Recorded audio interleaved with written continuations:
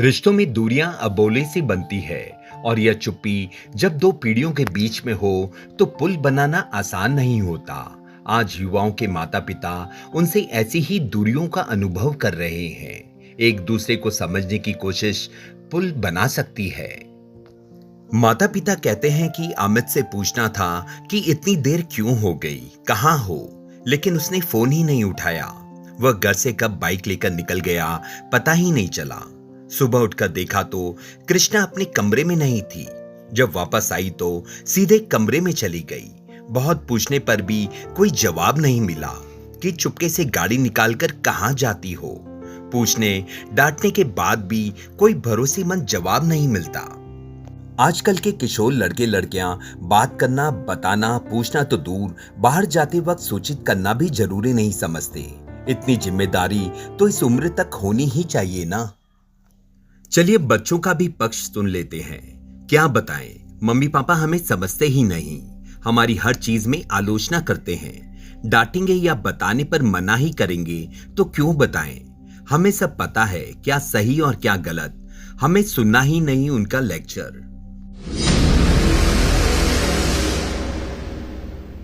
आखिर इस संवादनहीनता का जिम्मेदार कौन है?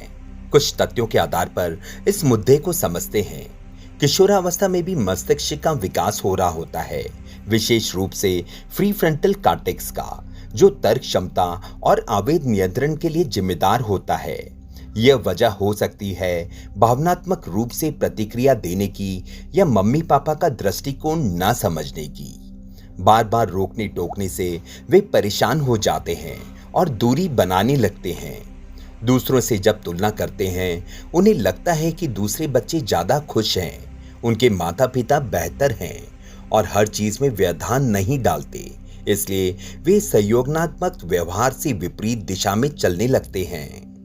मीडिया का प्रयोग भी बच्चों में भ्रम पैदा करता है, जिससे वे अपने कठिन दुखी जीवन के लिए माता पिता को दोषारोपण करने लगते हैं। बच्चे स्वतंत्रता चाहते हैं, अधिक नियंत्रण को वे सही नहीं समझते।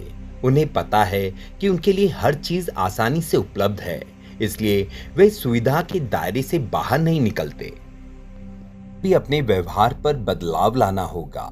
बच्चों के सभ्य व्यवहार की सब उम्मीद करते हैं, पर खुद कठोर भाषा या क्रोध दिखाते हैं। सच बोलना चाहिए, ये उम्मीद सब बच्चों से रखते हैं, पर खुद उनके सामने ही फोन पर सहकर्मी, मित्र या परिवार से झूठ बोलते हैं। अत्याधिक नियम सिर्फ बच्चों के लिए बनाए हैं, खुद इसका उल्टा करते हैं। समय पर घर आने का बोलकर जाने की हिदायत देते हैं, परंतु खुद बच्चों या जीवन साथी को सूचित किए बगैर कहीं भी चले जाते हैं। दूसरे व बड़ों की इज्जत या किसी के बारे में बुरा न कहने की सीख देते हैं, परंतु खुद माता पिता आपस में दूसरों की बुराई करते हैं।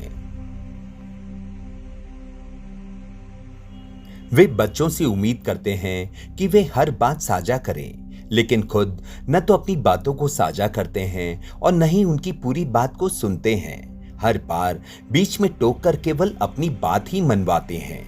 शोधों के अनुसार बच्चे जैसा देखते हैं वैसा ही सीखते हैं। माता पिता से बेहतर आदर्श बच्चों के लिए कोई नहीं हो सकता, इसलिए उन्हें सतर्क और सजग होना पड़ेगा कि क्या वे अपनी जिंदगी में वे सब कर रहे हैं जो वे बच्चों में देखना चाहते हैं।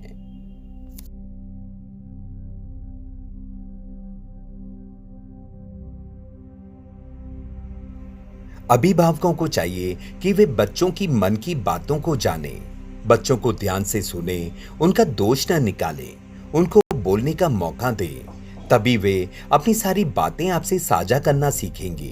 किशोर अवस्था की भावनात्मक जरूरतों को समझें, जैसे गोपनीयता, आत्मसम्मान, स्वयं को स्थापित करना आदि। कुछ समाधान देने से पहले उनकी भावनाओं को समझें। तुम अपनी बात कभी नहीं बताते, कहने की बजाय कहें कि मैं बहुत परेशान और चिंतित हूं जब मैं तुम्हें दुखी देखता हूं, मुझे अपनी दिल की बात बताओ। इसके साथ ही बच्चों के साथ बाहर घूमने जाएं, कुछ नया करें, खेलें या उनकी दिलचस्पी की गतिविधियों में शामिल होने की कोशिश करें।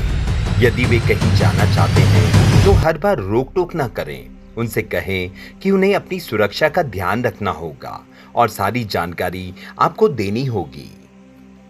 इन सब के साथ किशोर को भी अपने अभिभावकों को समझने की कोशिश करनी होगी। माता पिता का तजुर्बा आपसे कहीं ज्यादा है।